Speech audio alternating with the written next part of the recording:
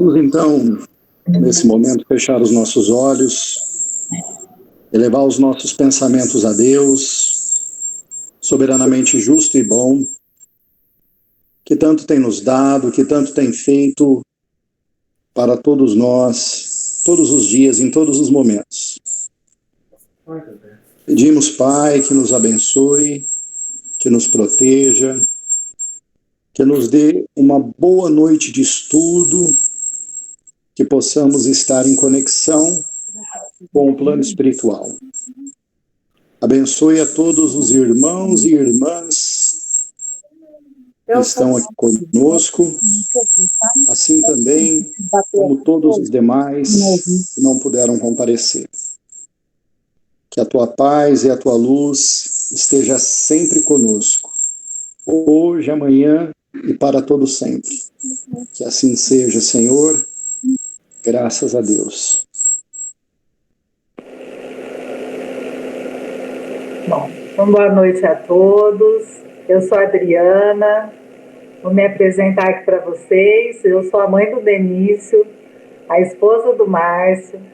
Trabalho na evangelização do Deus e Caridade há 21 anos, aqui em Sertãozinho, né? Tem o pessoal aí do Herculano Pires.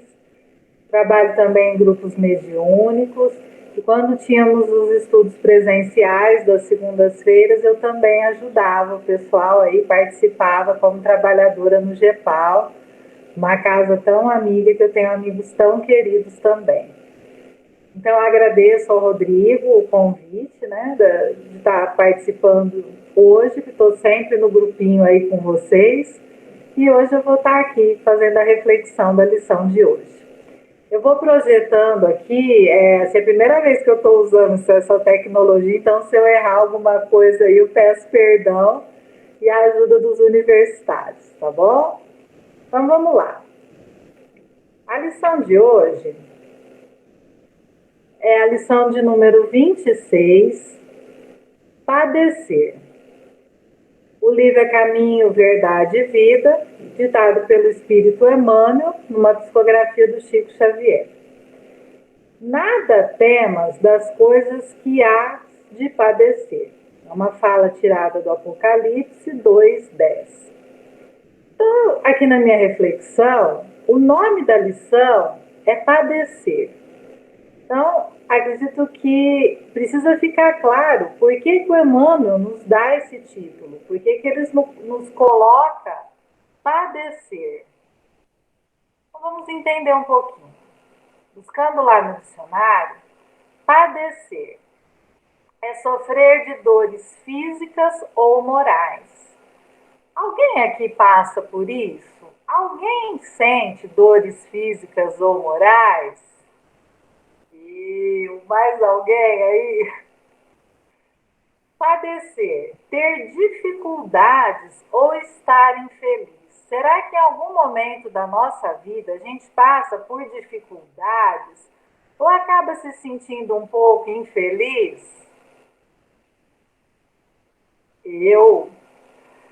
Mas padecer também é sinônimo de ser resistente a alguma coisa, de conseguir suportar situações adversas, aguentar um mal. Não tem momentos na nossa vida que a gente é resistente, não é? Tem momentos que eu consigo atravessar, passar por situações complicadas, algum mal que eu estou sofrendo.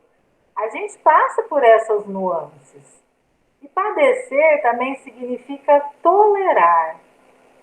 Então, vejam bem, nós transitamos por todas essas situações.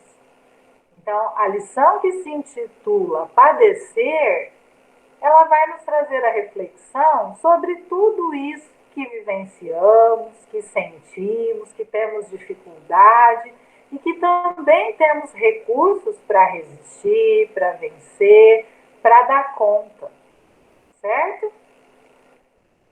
Então vamos lá. Então, a reflexão do Emmanuel começa assim. Uma das maiores preocupações do Cristo foi alijar os fantasmas do medo das estradas dos discípulos. Alijar é como se a gente tivesse um navio e ele estivesse naufragando. Então, alijar é retirar daquilo tudo que está fazendo afundar. Então, é aliviar o peso. Então, uma das maiores preocupações que Jesus tinha era tentar aliviar o medo que os discípulos tinham no seu dia a dia. Quais seriam esses medos que esses discípulos tinham? Será que são medos muito diferentes do que nós enfrentamos hoje no nosso dia a dia? Será que eles também tinham sofrimentos morais e físicos? Será que eles passavam por situações que deixavam eles infelizes, confusos? Mas será que tinha momentos que eles apresentavam resistência, tolerância? Sim. Então, por mais que essa preocupação foi relatada aí há quase 21 séculos, a vinda de Jesus, mas ele está conosco desde a formação do planeta, então esses medos e essas dificuldades, elas fazem parte da nossa bagagem espiritual. E aí o Emmanuel continua a sua reflexão. A aquisição da fé não constitui fenômeno comum nas sendas da vida. Então, o estado de fé, a conquista da fé, ela não é coisa comum no nosso dia a dia. Ela não é ordinária, ela não acontece sempre no nosso dia a dia. Mas fé traduz confiança plena.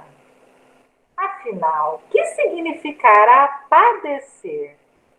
O sofrimento de muitos homens, na essência, é muito semelhante ao do menino que perdeu seus brinquedos.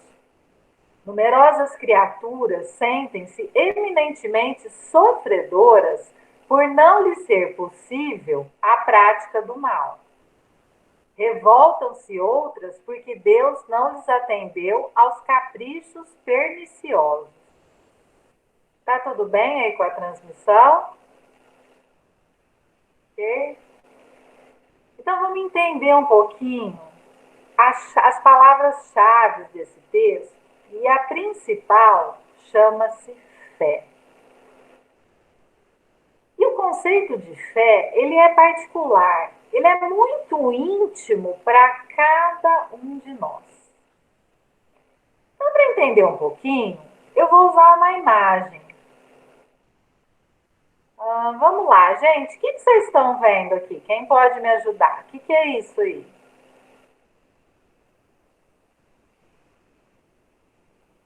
Ah, Rodrigo, o que você está vendo aí, Rodrigo? O Livro dos Espíritos, a capa. Mas como você sabe que é a capa do Livro dos Espíritos? Como você chegou nessa conclusão? Porque a gente já aprendeu a ler, a gente já está identificado com ele, né? É algo que a gente já conhece.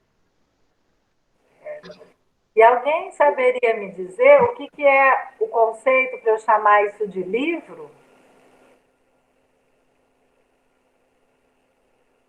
Qual que é o conceito do livro? Que características que o objeto tem que ter para ele ser um livro? Gente, vamos lá.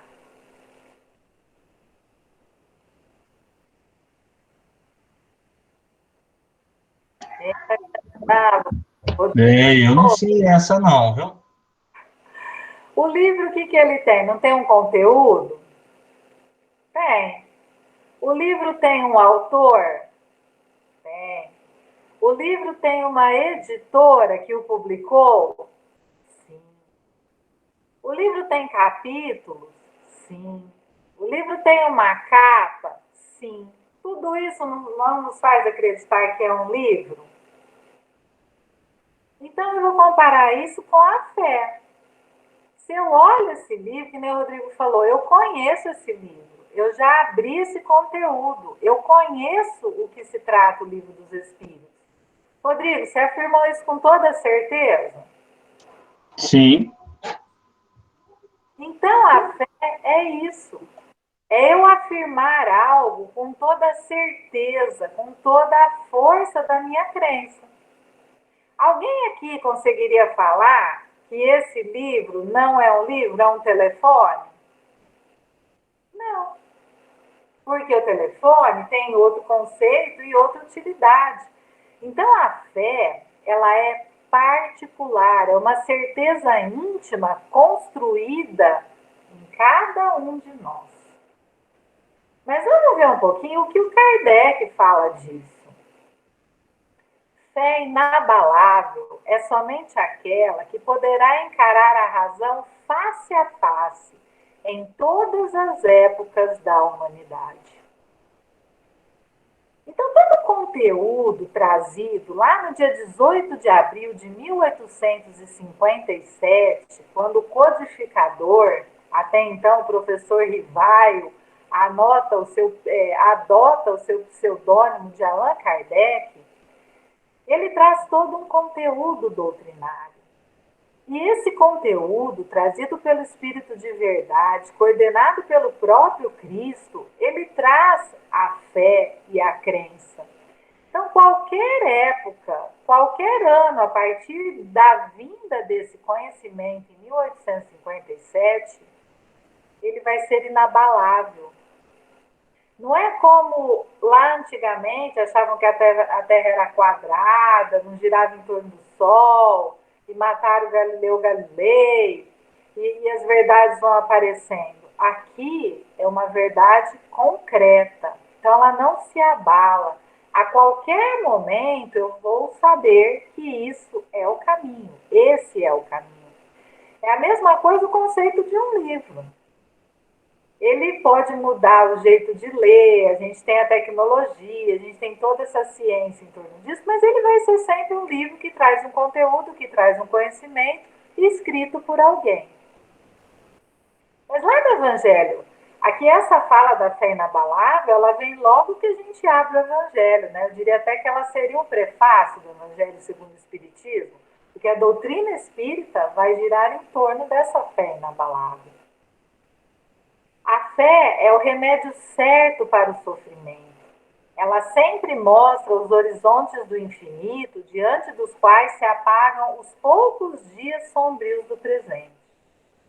Aquele que crê é forte pela certeza da fé, e aquele que duvida um segundo de sua experiência, de sua eficiência, é punido na hora, pois experimenta no mesmo instante as angústias dolorosas da aflição. Por isso aqui nós estamos falando de uma fé raciocinada. A fé não é algo que eu vou adquirir numa vacina, que eu vou comprar numa farmácia, que eu vou passar de geração para geração.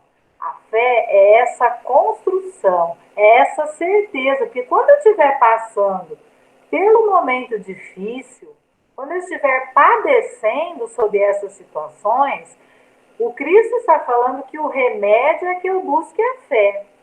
E aqui no Evangelho segundo o Espiritismo, lá no Bem-aventurados os aflitos, está dizendo que aquele que crê, não com a fé cega, que eu não raciocino, eu faço só rituais, eu faço barganha, eu faço promessas, se isso melhorar, se a minha vida melhorar, eu vou ficar sem tomar refrigerante, eu não vou comer doce, não.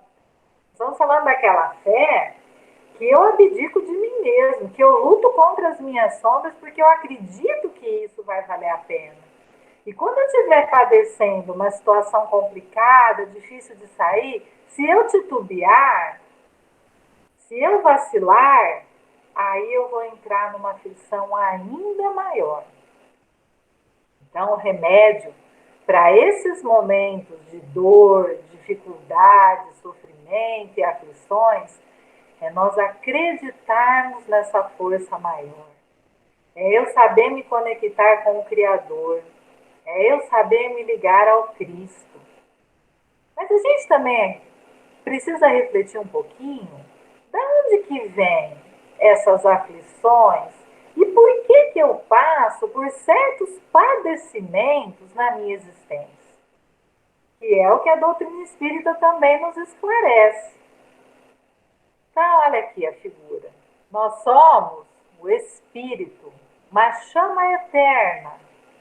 Eterno, jamais esse espírito vai ser destruído, jamais, criado por Deus. Então todos nós, a partir do momento que somos essa individualidade, Deus nos coloca as provas, mas de acordo, vamos comparar como se fosse uma escola. Eu começo lá no prezinho, faço aqueles risquinhos, garatuchas, e aí eu acho que eu estou escrevendo, que eu estou pintando, e depois eu vou para o primeiro ano, para o segundo. Aí vai dar certo eu pegar uma equação de primeiro grau e levar lá no prezinho para a criança resolver? Ela não tem experiência adquirida para isso. Então, esse espírito é algo muito sutil. E para que ele adquira suas experiências, ele precisa reencarnar. E reencarnar no mundo material, eu preciso de um corpo de matéria. Eu preciso de um corpo físico. Só que a constituição desse corpo físico é muito pesada. É muito diferente da composição do espírito, que é algo mais sutil. Então, precisávamos de um intermediário que a misericórdia divina nos fornece para que ele faça a ligação do espírito com o corpo. Então, quando eu estou encarnado, eu sou espírito, perispírito e corpo físico. E quando eu estou desencarnado, eu sou perispírito e espírito. O perispírito, a gente ficaria aqui falando dele anos a fio. Mas hoje eu quero só dar uma pincelada para a gente começar a construir melhor a nossa reflexão de hoje, que o perispírito é o nosso RG espiritual. Nele estão as nossas digitais mais íntimas, porque cada experiência no corpo, ela fica gravada, cada escolha, cada sentimento, cada emoção, ela se configura no meu perispírito em formas de energia. E que muitas vezes provocam núcleos muito doentes. Núcleos que precisam ser dissolvidos, harmonizados, equilibrados, e que eu consigo isso numa nova reencarnação. Então, reencarnar é voltar à vida, voltar ao plano material com um objetivo nobre, com o objetivo que eu me renove, que eu me fortaleça, que eu busque a proximidade do Pai. E para isso eu trouxe essa figura. Essa figura ela chama anterioridade. Ela foi trazida pelo professor Eurípides Barçanufo, mais ou menos uns 15 anos atrás, no encontro de evangelização de espíritos lá em Sacramento. E o que ele nos explica? Né? A anterioridade é a base de todas as reencarnações que eu tive, que me dá base para fazer o planejamento da minha reencarnação. Então, veja bem, aqui onde eu estou mostrando para vocês, essa face maior, sou eu hoje. Essa é a minha personalidade hoje. Mas lá atrás eu fui outras personalidades. Percebam aqui, outras facetas de mim mesma. Outras reencarnações, outros momentos que o espírito imortal vivencia na sua trajetória, na sua história espiritual. Aí percebam aqui, essas inervações que tem o objetivo o quê? De me mostrar o tempo todo que esse passado atua no meu presente. E o meu presente é decorrente de muitas escolhas desse passado. E certamente não fizemos boas escolhas, porque senão estaríamos encarnados num mundo bem melhor. E os nossos padecimentos, eles vêm nessas raízes aqui. Eles vêm nessa intimidade que eu tenho, esse patrimônio que eu carrego, e que aos poucos eu preciso resolver. Um exemplo, a grosso modo, é como se aqui fosse uma pizza. E cada encarnação eu dou conta de resolver um pedaço só para saborear. É mais ou menos isso. Então a misericórdia divina não é assim. Me chama lá no plano espiritual e fala assim, Adriana, vai lá que você tem que reencarnar e você aprende a ser boa. Não. Quando eu quero viajar, que eu vou para um lugar frio, eu vou levar roupa de calor ou eu vou levar roupa de frio? Eu vou levar roupa de frio.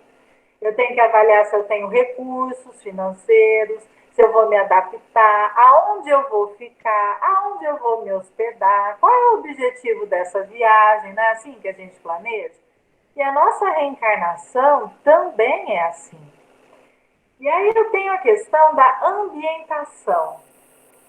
vou usar aqui, vou me colocar como exemplo, e vocês vão pensando aí na intimidade de vocês, como se processou na reencarnação de vocês. Então, a ambientação foi olhado lá, todo o meu patrimônio espiritual. Eles falaram, olha, você, com as suas características, com a sua bagagem, você precisa reencarnar na escola chamada Terra. Você vai lá para o planeta Terra. Mas baseada aqui na sua bagagem, você vai lá para o continente americano, na América do Sul. E dos países da América do Sul, hoje, para te ajudar a progredir, você vai para o Brasil. E dentro do Brasil, baseado aqui no seu conteúdo, você vai nascer no estado de São Paulo. E dentro do estado de São Paulo tem uma cidade chamada Sertãozinho. É lá que você vai reencarnar. Então foi feita aí a minha ambientação. Aí foi definida a minha polaridade, se eu viria no sexo masculino ou feminino. Meu corpo seria masculino ou feminino, porque o espírito ele não tem sexo. Ele transita pelas polaridades e cada uma tem o seu aprendizado, conforme a gente já viu lá no Livro dos Espíritos. Então eu vim na polaridade feminina. A raça, temos várias raças também, que são importantes dentro do nosso planejamento. Quantos problemas acontecem aqui por conta de raça, de cor da pele, de tom, de cabelo, de forma cultural de se expressar, de vivenciar? Quantos preconceitos existem com aquele que nasceu na Paraíba, com aquele que nasceu no estado de São Paulo, com aquele que nasceu no Piauí, com aquele que nasceu na Bahia? E todos nós somos espíritos reencarnando dentro desses itens do planejamento. O André Luiz, ou é no Missionários da Luz, ou é Entre Dois Mundos, que ele fala do planejamento do nosso corpo físico. Os engenheiros, eles planejam as condições de saúde e de doença. E muitas vezes as condições de doença, a maioria das vezes, elas são relacionadas nesse patrimônio aqui, ó. O que eu lesei vai para o vaso físico. Não adianta eu colocar a receita num bolo que tem a forma redonda, que vai sair quadrado. E aí eu vou ter condições de saúde e de doença que vão se desenvolvendo aí. Muitas vezes eu adquiro doenças porque eu não dou conta dos padecimentos e das provas que eu tenho que atravessar. E quantas vezes eu tenho na saúde, ou nos meus recursos, ou nas minhas habilidades, aquilo escancarado, como é fácil aquilo para mim, ou se não, nossa, como que é difícil. Eu, por exemplo, sou da área da saúde, eu não dou conta de ser da área de exatas. E tem gente que é da área de exatas e vai para a área da saúde. E dentro disso tudo, eu fui recebida pela minha família. A família inicial, a família nuclear, vamos dizer assim. Então, eu fui recebida pelo Francisco e pela Maria Aparecida. E naquele momento, eu não tinha nenhuma irmã. Então, eu fui a filha mais velha, a sobrinha, a primeira neta. Fui primeira em tudo. Tive que trabalhar algumas coisinhas sendo mimadinha, né, gente? A gente tem que trabalhar um monte de coisa. E eu tinha tudo aí. Depois de 6 anos que a minha irmã nasceu, aí eu perdi o trono para minha irmã. Será que eu não tive que trabalhar algumas coisas? Vão pensando aí vocês. Como é que vocês nasceram? Qual que eram as condições que seus pais receberam vocês? Vocês nasceram gêmeos, por exemplo, a minha tia Célia que está aí, dividiu até o útero da minha avó, com o irmão dela, o meu tio Celso. Gêmeos, né? Tiveram que compartilhar isso tudo. Quantos irmãos vieram depois de mim ou tinha antes de mim? Como é que eu fui recebido? Porque a família é o conjunto de espíritos que eu sou altamente compromissado e principalmente com o objetivo de aprender a amar, perdoar, respeitar. E o que acontece? Existem espíritos na minha família que eu tenho, assim, total facilidade de amar. Mas tem aqueles que eu tenho que mobilizar todo o meu recurso, toda a minha força para eu dar conta de amar, de tolerar, de perdoar. Fora depois a família que formamos quando nos casamos, temos os nossos filhos, e aí tem a família do marido, e depois o filho casa, tem a família que o filho casou. Olha como que o grupo de relação ele vai se diversificando. E dentro disso, meus amigos, existem conflitos. E aí? Tem situações difíceis aí a serem enfrentadas? Inúmeras. E os recursos financeiros também estão aí. Eu posso ter nascido, por exemplo, com recursos escassos e depois melhorou, ou eu tinha recurso e agora eu não tenho mais. É um aprendizado. Eu tenho encontros, eu tenho reencontros, eu tenho o meu trabalho. E quantos espíritos também, dentro desse planejamento, não estava no roteiro que eles tivessem uma profissão ou algo assalariado, mas estava no roteiro que eles estivessem em casa, cuidando dos seus entes queridos, cuidando do esposo, da esposa, dos filhos, dos pais que envelheceram. E se hoje eu tenho uma profissão remunerada financeiramente, qual é o convite que essa minha profissão me traz para que eu melhore esse patrimônio espiritual? Cada item. Estar no Brasil é um convite para esse melhoramento. A aceitação de quem eu sou, de como eu sou, da minha saúde ou das minhas doenças, da minha família, o que eu tenho, o que eu não tenho, tudo isso me faz repensar qual é o sentimento que eu vim trabalhar. O que é que está me impedindo de ser feliz, de dar conta de cada um desses itens? E temos a questão da religiosidade. E aí vamos pensar, todos nós hoje estamos aqui porque a doutrina espírita nos simpatiza. Mas será que de fato eu sou espírita? O que é que esse conteúdo contribui para que eu me modifique, para que eu me melhore? O que esse conhecimento aciona em mim como ferramenta para que eu me melhore? Porque muitas vezes a gente só é convencido, mas não é convertido. Eu sou simpatizante, mas eu não sou atuante. Porque quando não dá certo algum item desse planejamento, eu fico de mal de Deus. Eu brigo, eu paro de ter fé, eu paro de orar, eu saio dessa religião. E aí a coisa fica mais pesada se eu tenho um compromisso da mediunidade. Aí aperta mesmo, a mediunidade é um compromisso. Todos nós recebemos a influência dos espíritos, todos nós, sejam encarnados, sejam desencarnados, e o médium é aquele que vai sentir isso de uma forma mais forte na sua vida. E como é que a mediunidade me convida para que eu me melhore? E aí a gente esquece que eterno é o espírito e não a reencarnação, que cada um de nós vai ter um tempo de vida. Então vamos imaginar que o meu planejamento é de 90 anos, mas eu me perdi. Eu bebi demais, eu fumei demais, ou eu critiquei demais, ou eu não dei conta de perdoar alguém aí desses reencontros, causam em mim células, provoco células cancerígenas e adoeço. Quantas doenças não foram planejadas, mas foram adquiridas porque eu não aceitei? E é por isso que Emmanuel coloca lá no texto que a gente parece aquela criança que quer o brinquedo. Eu quero que as coisas sejam do meu jeito e eu não aceito assim.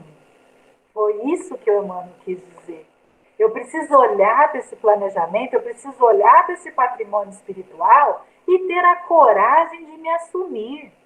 E quando eu for acionar a minha fé, que eu faça uma oração assim, ó. Deus, me ajude e me dê sustentação para que eu continue nessa prova. Mas o que a gente faz? Deus, me tira dessa prova que eu não dou conta. Chega, para mim já deu. Eu não aguento mais essa situação.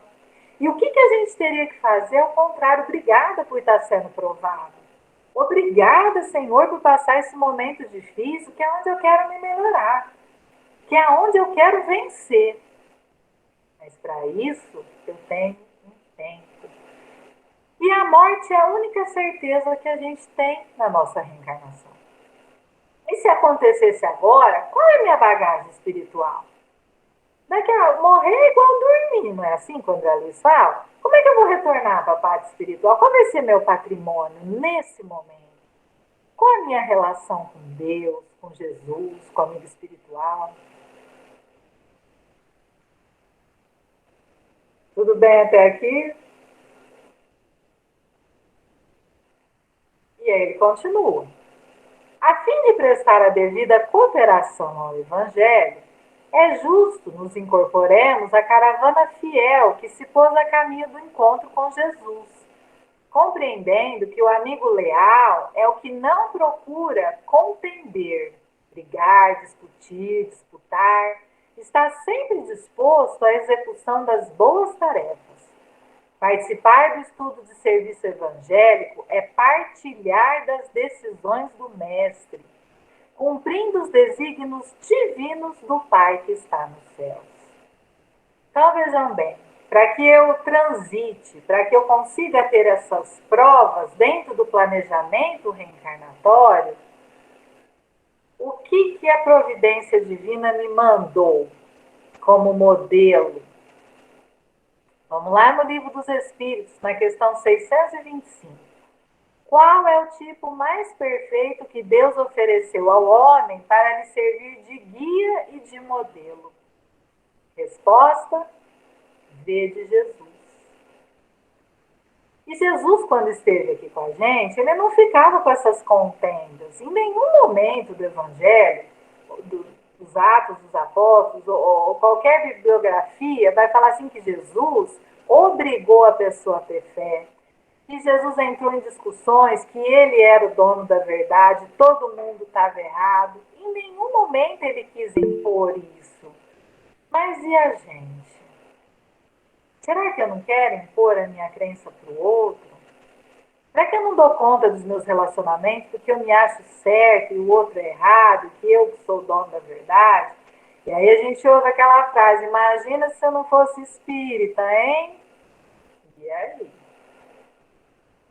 Então, partilhar dessas decisões do Cristo é tentar seguir o que ele nos deixou. É tentar olhar o outro como espírito, como ele fez com Maria Madalena. Não como os apóstolos a julgaram como uma prostituta, como alguém de má vida. Ele olhou o que tinha de bom nela, assim como ele fez com a mulher adúltera, e nos questionou. Atira a primeira pedra quem não tem pecado. Atira. E aquela fé no Cristo, se a gente for ler o livro Ave Cristo, quando os cristãos iam para a arena ser degolados por aqueles animais, aquela fé era tão grande que a providência divina enviava os bons espíritos ali, que nos ajudava a encolher, a retrair o perispírito, para que a gente não sentisse no corpo, o que a gente fosse sentir aquelas mordidas no corpo físico, não doesse tanto, não nos machucasse tanto, por merecimento. A gente viu o exemplo de Joana de Cusas, quando ela é presa com o filho, e aí o soldado fala: abdica desse Jesus. Abdica desse Jesus. E o filho fala: mãe, abdica, nós vamos morrer por causa desse Cristo. Ela falou: se a gente tiver que morrer, a gente vai morrer com dignidade, porque eu não abdico da minha crença. E o que mais a gente faz no momento doloroso é abdicar da nossa crença e pedir para que Deus afaste tudo isso de nós. Então, aquele medo que o Emmanuel falou lá, que os discípulos tinham, são os mesmos medos que nós temos. E Jesus nos oferece a fé. E olha como foi tão conturbado o nosso relacionamento com Cristo, que quantas pessoas hoje não dão conta de ouvir o nome de Jesus, porque no passado, quando tentaram segui-lo, outras pessoas condenaram, subjugaram, torturaram em nome daquele Cristo. Então hoje a gente vê tantas situações assim. Então, quando eu vou cumprir os desígnios divinos, é quando eu tenho a coragem de olhar para essa prova e falar o que ela está me convidando. E eu me ajoelho com humildade, falo: Jesus, vem até a mim. que eu tenha resiliência, que eu tenha resignação, que eu fortaleça a minha fé e compreenda de fato o que eu preciso modificar, que eu quebre meus paradigmas, que eu quebre as minhas barreiras, que eu dê conta de perdoar, para que eu possa seguir em. E aí ele encerra a lição assim, ó. Não temamos, pois, o que possamos vir a sofrer. Eu não posso ter medo daquilo que eu vou passar, porque o que eu vou passar é de acordo com a minha ficha espiritual. É o aprendizado que eu preciso, porque Deus é o Pai magnânimo e justo.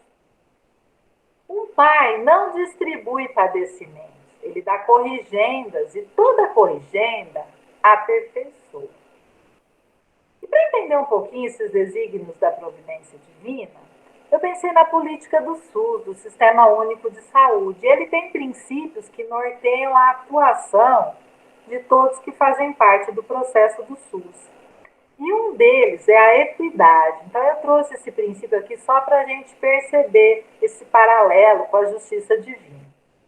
Então, olhando essa figura, a gente vê 3 meninos com o objetivo de assistir uma partida de futebol. O que eles têm de recurso? Um caixote para cada um. Nessa figura aqui, os recursos estão divididos com igualdade, não estão? Sim ou não, pessoal? Sim. Só que os meninos têm a mesma altura, eles são iguais? Não. Os 3 atingiram o objetivo de assistir a partida. O número 1 atingiu ou não? Atingiu. O número 2? Também. Também. Mas e o 3, Rodrigo? Não tem altura suficiente para ele. Então ele não assistiu o jogo. E aí entra o princípio da equidade. Equidade significa, dentro da política, desigual. Então, quem que é mais desigual? O número 3, não é, gente? E quem tem todos os recursos que não precisa do caixote? O número 1. Então, o que é mais justo? O número 2 manteve e veio 2 para cá.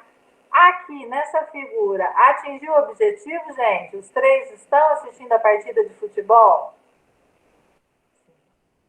E na distribuição dos recursos aqui, que são os caixotes, o que foi levado em conta? A desigualdade de cada um. E é isso que a providência divina nos coloca e que a gente não quer entender. Às vezes eu sou o número 1 aqui com todos os recursos, mas eu paro para ficar com inveja que o número 3 tem 2 caixotes e eu nenhum. Porque meu vizinho tem uma casa melhor que a minha, porque o esposo da minha amiga é mais calmo que o meu. O Márcio ficou bravo, vou dar outro exemplo. Porque o outro é sempre melhor e eu quero ser igual. Então, ó, eu tenho que trabalhar o quê? O meu egoísmo, a minha posse. Aqui, quando foi dividido na equidade, de forma desigual por desigual, eles ficaram mais unidos, ó. Eles olharam para frente, eles tocaram o barco, e eles atingiram o objetivo juntos. E o menor não se sente humilhado de forma alguma, porque ele precisa dos 2 caixotes. Então, naqueles itens do planejamento reencarnatório, tem momentos que eu não tenho nenhum caixote, tem momento que é 1 e tem momento que é 2. Só que eu fico igual a criança mimada, brigando com Deus, porque eu não aceito essa corrigenda. E aí, para finalizar, qual foi o caminho que Jesus deu? Fora da caridade não há salvação. E o conceito de caridade dado pelos Espíritos, no Livro dos Espíritos, no Evangelho, é benevolência, indulgência e perdão. Então, a benevolência é quando eu me importo com o outro numa forma altruísta de querer ajudá-lo, de querer o seu bem. A indulgência é quando eu olho para o outro e não penso no que ele tem de sombras ou dificuldades. E se vejo essas dificuldades, eu tento minimizar. E quando eu perdoo, eu tento esquecer o mal que me fizeram. Porque se o outro não me perdoou, o problema é dele. Agora, se eu não o perdoei, o problema é meu, porque quem vai adoecer sou eu. Quem vai carregar essa chaga, essa mágoa, essa infelicidade, sou eu. Então eu tenho que dar direito do outro ser quem ele quer que seja. Por isso que vivemos em sociedade, por isso que nos relacionamos, por isso que somos guiados pelo DNA divino, como a Edna Balheiro um dia nos disse, que estão gravadas as leis divinas na nossa consciência. Então, tudo que nos cerca tem um motivo, tem uma razão, tem o porquê ser. E não adianta eu pedir para me afastar dessas provas, que elas são degraus no meu caminho evolutivo. Bom, gente, era isso que eu tinha para passar e agora eu gostaria de ouvir vocês.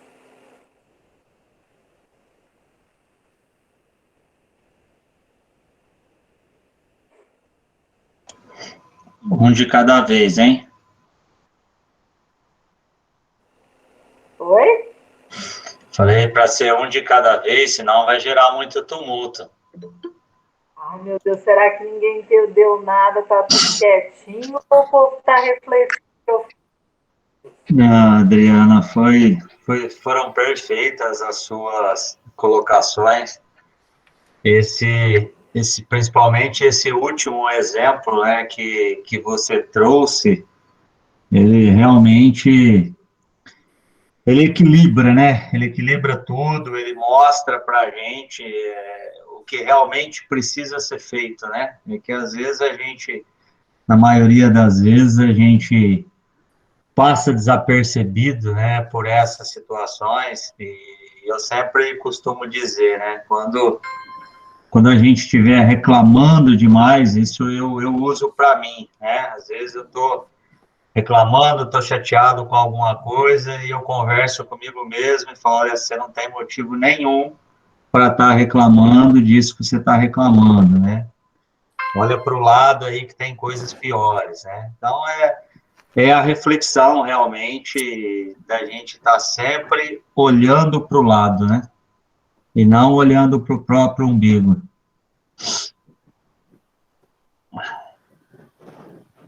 Adriana, Rosana, foi maravilhoso, tudo bem? Gostei muito. Para minha vida, eu sempre olho a natureza, sempre. Que às vezes vem aquela tempestade, derruba tudo, acaba tudo, daqui a pouco as folhas vão surgindo. Eu sempre, quando tem alguma tribulação na minha vida, eu sempre penso na natureza, nas árvores, entendeu? Como que tudo se renova, entendeu? E bem mais belo e mais bonito. Então, eu sempre trago isso para minha vida. É um bom exemplo, né? Porque estar próximo da natureza é você estar próximo de Deus, é permitir que Ele te toque na intimidade. E como que a gente pode se abastecer abraçando uma árvore, estando ali, né, respirando? Somos parte disso tudo, né? Eu tenho a impressão... Opa, falou, Mugir. Pode falar, Edna. O tio Valdir espera. Eu tenho a impressão que o fato da gente ter ficado mudo, pelo menos eu, é que você tocou num assunto aí que, assim, não acomoda muito bem, é um trem chamado família, né? Ajeitamento difícil esse aí. Porque, na verdade, né, a gente sempre quer que o outro fique bem, né? Mas fique bem do meu jeito. Então, família realmente é uma situação assim, extremamente delicada, interessante, e que o Kardec traz de uma forma assim, muito, muito bonita para a gente, né? Só que no dia a dia, quando você começa a trabalhar e o tempo vai passando, e você vai percebendo que o tempo com essas pessoas que te receberam aqui, Aí a gente que já começou a fazer, já fez a curva depois de 50, começa a querer acelerar para que, na verdade, as pequenas picuinhas que a gente levou ao longo do tempo não cresçam e não tomem a forma que não precisa mais, né? E aí você tem que encontrar jeito para as coisas ir se harmonizando, para que o outro consiga perceber que, na verdade, né, o que você quer dizer é que o felizardo desse reencontro, na verdade, foi eu. Né? E tanta água passou aí, tantas coisas foram ditas, tantas situações que não precisavam acontecer, que agora fazer esse caminho desse ir lá e dizer assim, olha, tá tudo bem, né? Não é tão fácil e não é tão bem assim, porque ele tá bom para você, mas a outra pessoa ainda precisa amadurecer um tempo e ver na própria realidade, porque hoje ela tem outros conceitos, outros princípios religiosos, que, na verdade, os caminhos levam a Deus, mas ela quer que você seja punido em determinadas situações, senão você não vai encontrar Deus, né? Então, é esse pensar. Agora, o que é bom, né, que eu fiquei olhando aqui, é que você deu todas essas notícias para a gente sorrindo. E você sorri com o rosto inteiro, né, Adriana? Você ri com a cara inteira. Teve uma hora que eu olhei e falei, essa danada tá rindo o quê? Né? Mas é exatamente isso, de quem está dando uma boa notícia, a gente dá rindo. Porque a gente sabe que o tempo pode ser mais curto nessa vida.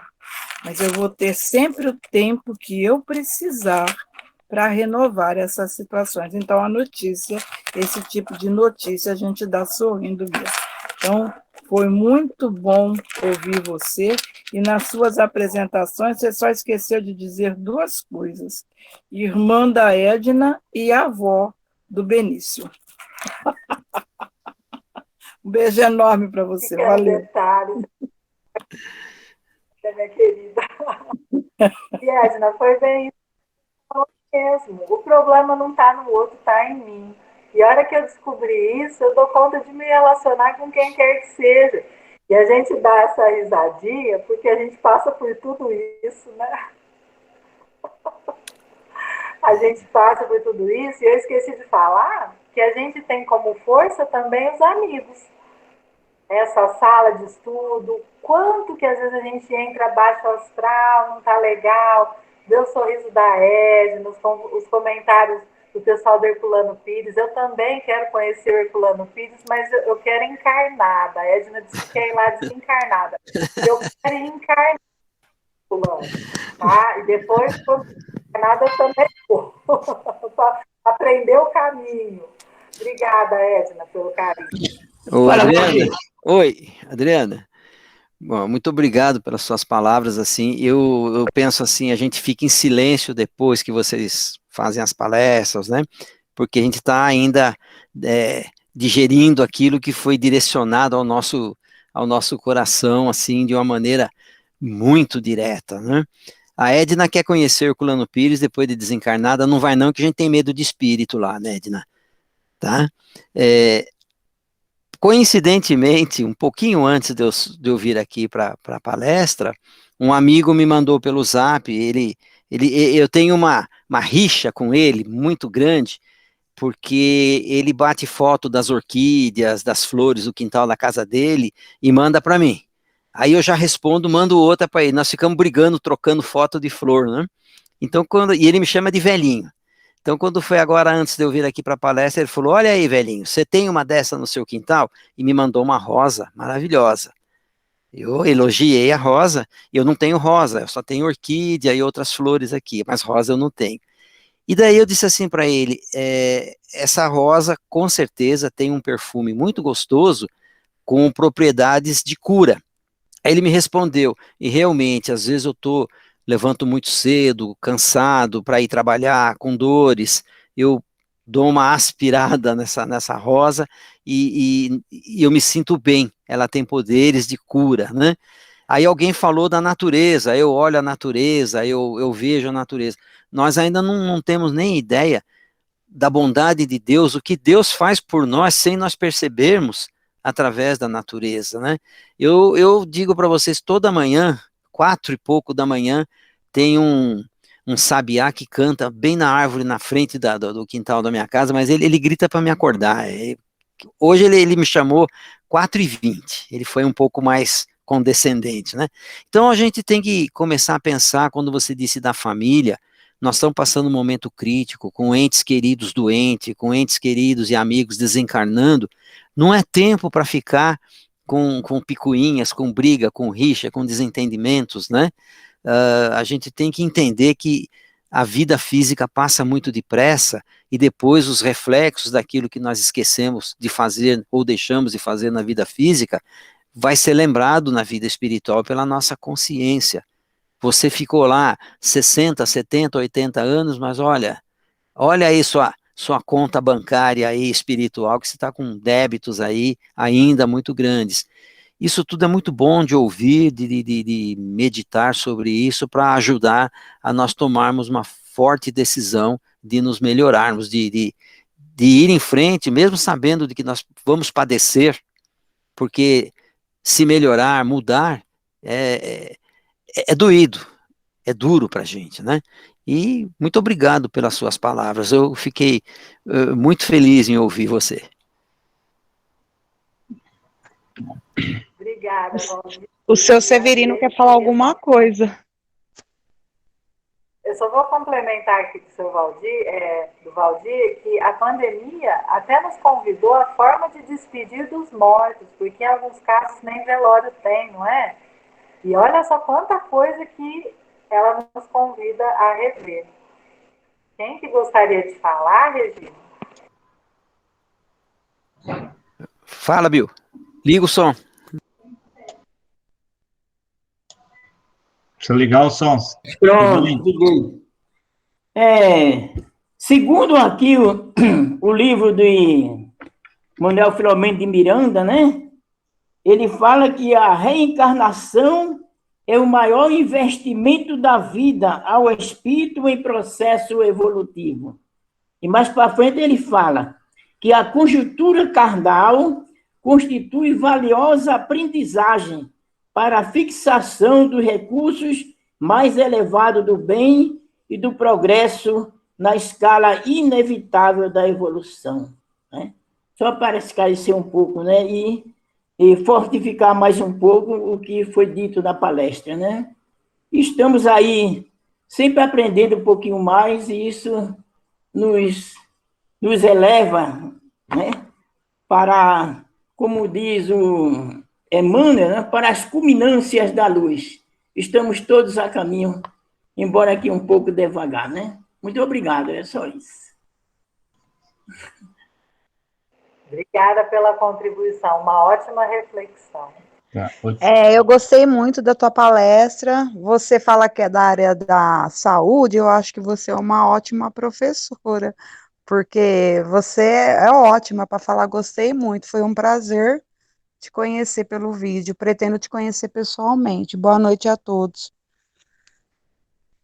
Obrigada, Regina. Eu sou terapeuta ocupacional. Eu trabalho já há 14 anos na saúde mental em Pitangueiras. Ah, tá explicado. Eu quero falar mais uma coisa, que a semana passada, né, eu falei com a Claudete, que ela é lá de Pernambuco, e a gente disse que a pessoa é muito engraçada. Não é engraçada porque faz graça, é engraçada porque traz aquele brilho no rosto, aquele sorriso, né? Porque tem pessoas que é assim, muito perfeita na sua fórmula física, né? Assim, mas não tem aquela graça no rosto, e você tem esta graça, né? Então você é uma pessoa engraçada, muito alegre. Só isso. Ô tio, para complementar, se você quiser fazer uma rincha de orquídea aí, tem a Regina aqui, tá? Que é a nossa colecionadora de orquídea aqui. Você pode trocar figurinhas com ela.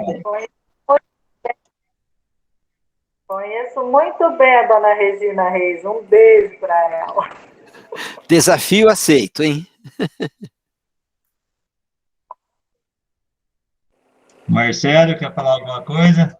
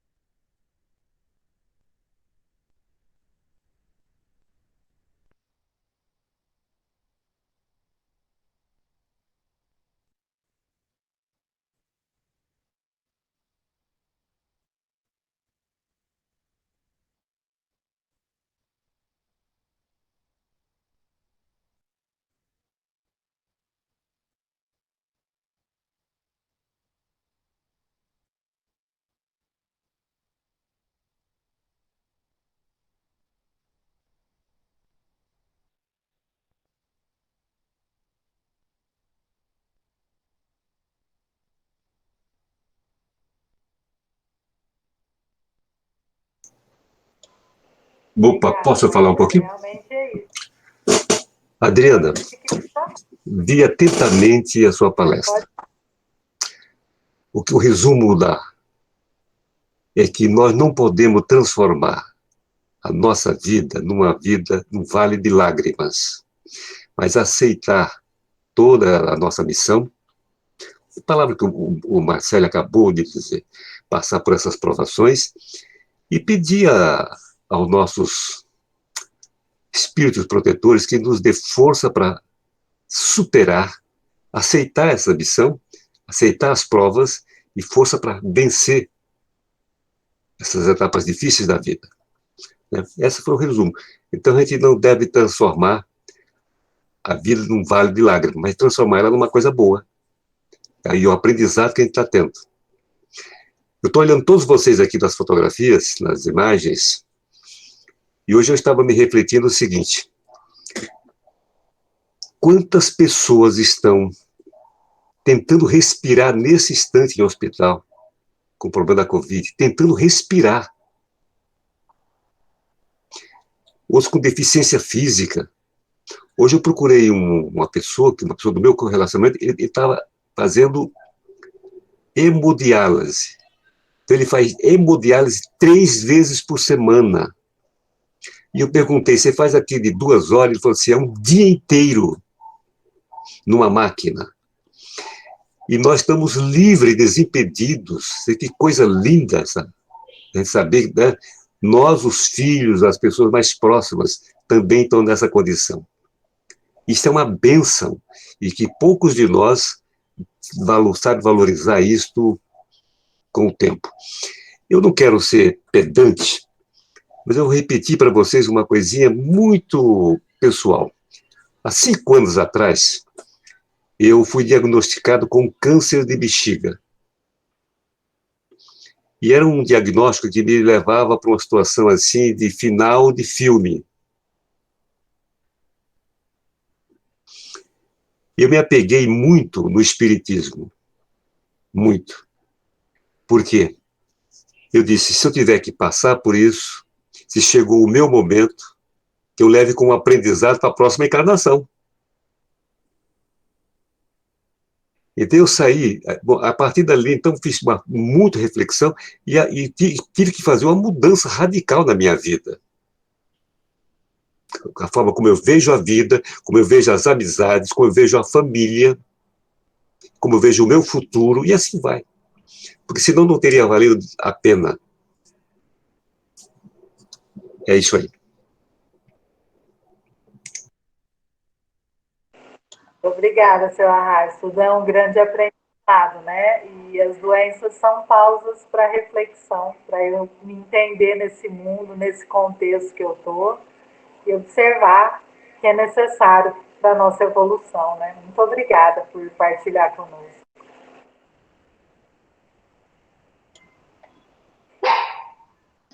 Mais alguém, pessoal, quer comentar alguma coisa?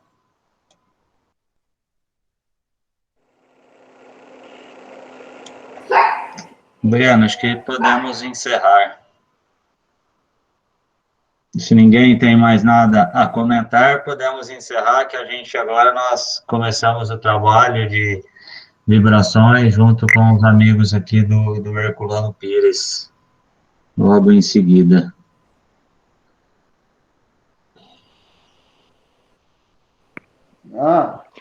Eu queria agradecer ela, Posso fazer? porque foi muito boa a palestra dela. Para mim, foi uma terapia. Eu espero que ela volte mais vezes. Eu também gostaria de conhecê-la pessoalmente. Você é do Herculano Pires também, Leila? A Leila é de lá? Eu não entendi a sua pergunta. Espera lá que o Leandro está aqui perto de mim. Adriana, não, a Leila aqui é de Sertãozinho, é uma amiga minha de infância, que está participando aqui conosco há algum tempinho, ela tem se enganjado no espiritismo há algum tempo, tá? Mas é daqui de Sertãozinho mesmo. Sim. Ela talvez não tenha conseguido, Obrigada. talvez ela não tenha conseguido retornar aqui, que ela tem um menino especial, e ele provavelmente está do lado aqui, que eu consegui ouvir a voz dele, do Leandro.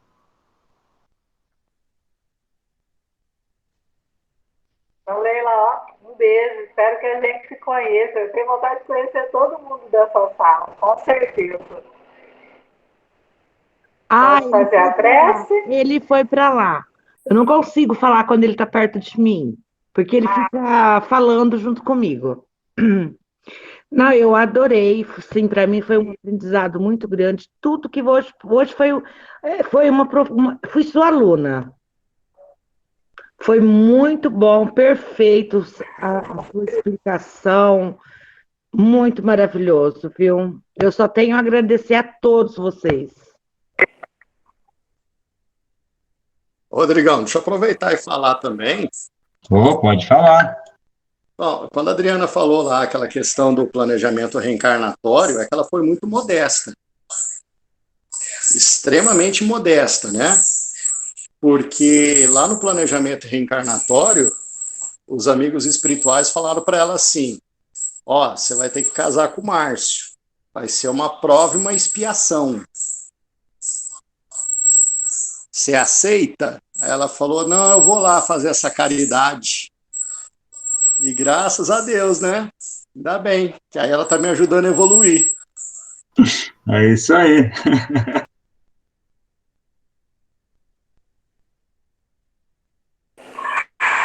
Ai, que bom, né? Que bom. Gente, eu agradeço a oportunidade. Pode ter certeza assim, que foi muito rico para mim, que eu aprendo sempre com vocês. E minha alegria foi imensa de participar hoje com vocês. Espero aí que estejamos sempre juntos aí. Com certeza o Rodrigo vai me chamar de novo e eu vou aceitar. Com certeza, já vou te passar uma nova data já. Olha a alegria da turma aí, ó. Tá bom, combinado, Rodrigo. Eu que agradeço. Posso fazer a prece final, então? Sim. Então, vamos lá. Vamos agradecer a Deus a oportunidade redentora dessa reencarnação. Essa oportunidade de retorno à vida, de retorno ao plano material, onde podemos ir de encontro com as nossas sombras, buscando a luz do Cristo para clarear essa imensidão de pensamentos, de sentimentos e de emoções que necessitamos resgatar. Que os bons espíritos da providência divina estejam no lar de cada um de nós, fluidificando nossas águas, nos auxiliando na intimidade das nossas necessidades, para que possamos ter forças nas provas que atravessamos, para que possamos fortalecer a nossa fé e seguirmos vitoriosos em todas as provas que se fizerem necessárias. Que a luz e o amor do Cristo sejam sempre presentes conosco. Que assim seja, Senhor.